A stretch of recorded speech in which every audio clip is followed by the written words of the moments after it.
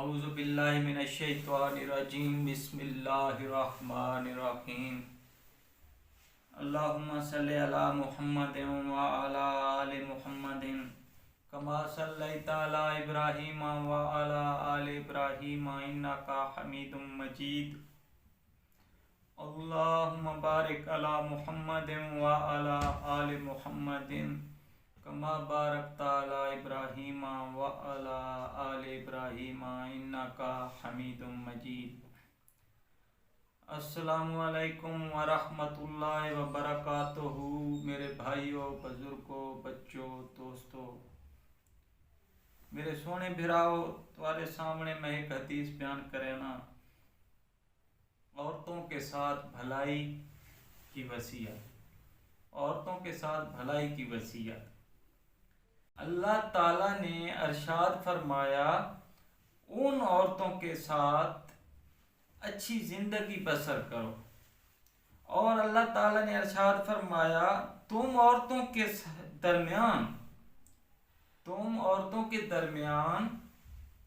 انصاف کی طاقت نہیں رکھتے، تم عورتوں کے درمیان انصاف کی طاقت نہیں رکھتے، اگرچہ تم یہ چاہو تو ایک ہی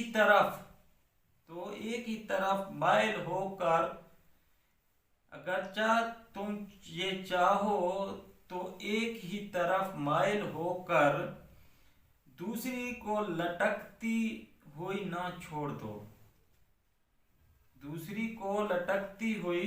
نہ چھوڑ دو، اگر تم اصلاح کرو اور تقوی اختیار کرو، یقیناً اللہ تو بخشنے والا مہربان ہے۔ حضرت ابو ہریرہ رضی اللہ تعالی عنہ سے روایت ہے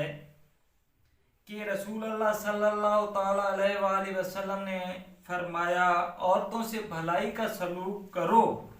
عورت کی تخلیق پسلی سے ہے اور ان میں سے زیادہ پر والی زیادہ ٹیڑھی ہے، اور ان میں سے زیادہ پر والی زیادہ ٹیڑھی ہے۔ اگر تم اس کو سیدھا کرنے لگو گے تو وہ ٹوٹ جائے گی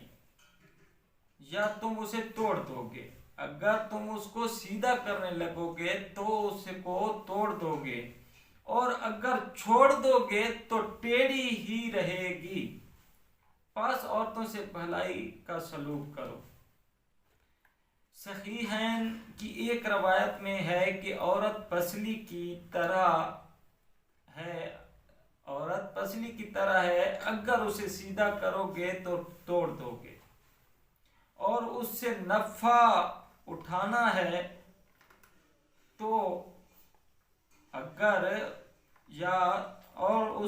اگر تم نے نفع اٹھانا ہے تو ٹیڑھ کے ساتھ ہی نفع اٹھاؤ۔ اور مسلم کی ایک اور روایت میں ہے کہ عورت پسلی سے پیدا ہوئی ہے، تیرے لیے ایک طریقہ پر درست نہ ہوگی، پس اگر تو اس سے نفع اٹھانا چاہتا ہے تو ٹیڑھ سمیت اٹھا لو، اور اگر اس کو سیدھا کرنے لگو گے تو توڑ دو گے۔ اس کا مطلب یا اس کو توڑنے کا مطلب ہے کہ اس کو تم طلاق دے دو گے۔ حضرت حوا رضی اللہ تعالی عنہا کی پیدائش۔ جب حضرت آدم علیہ السلام کو خداوند قدوس نے بہشت میں رہنے کا حکم دیا تو آپ کو جنت میں تنہائی کی وجہ سے کچھ ملول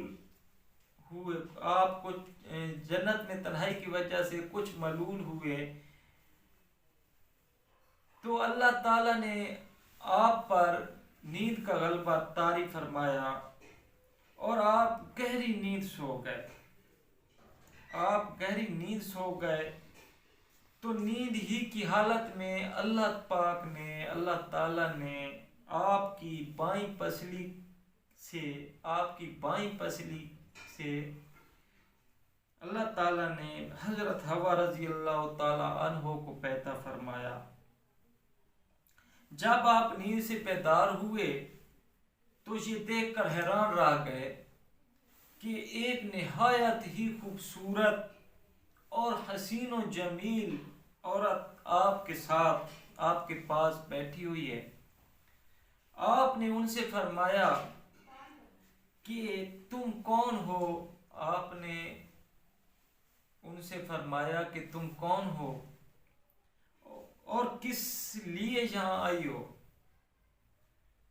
تو حضرت حوا رضی اللہ تعالی عنہ نے جواب دیا کہ میں آپ کی بیوی ہوں اور اللہ تعالیٰ نے مجھے اس لیے پیدا فرمایا ہے تاکہ آپ کو مجھ سے انس اور سکون ملے، آپ کو مجھ سے انس اور سکون قلب حاصل ہو اور مجھے آپ سے انست اور تسکین ملے اور ہم دونوں ایک دوسرے سے مل کر خوش رہیں اور پیار و محبت کے ساتھ زندگی بسر کریں اور خداوند قدوس کی نعمتوں کا شکر ادا کرتے رہیں۔ ٹیڑھی پسلی منقول ہے کہ حضرت سیدنا ابراہیم خلیل اللہ علی نبینا وعلیہ الصلوۃ والسلام نے اللہ پاک کی بارگاہ میں حضرت سیدتنا سارہ رضی اللہ تعالی عنہا کے خلق کی شکایت کی۔ اللہ تعالیٰ نے ان کی طرف وحی فرمائی، میں نے عورت کو ٹیڑھی پسلی سے پیدا کیا ہے اور وہ یوں کہ عورت یعنی حوا رضی اللہ تعالی عنہا کو حضرت آدم علیہ السلام کی ٹیڑھی بائیں پسلی سے پیدا کیا گیا، اور ٹیڑھی پسلی کو اگر تم سیدھا کرنا چاہو گے تو توڑ ڈالو گے، لہٰذا اسے برداشت کرو اور وہ جیسی بھی ہو اس کے ساتھ گزارا کرو، ہاں اگر دین میں کمی دیکھو تو ضرور پورا کرو۔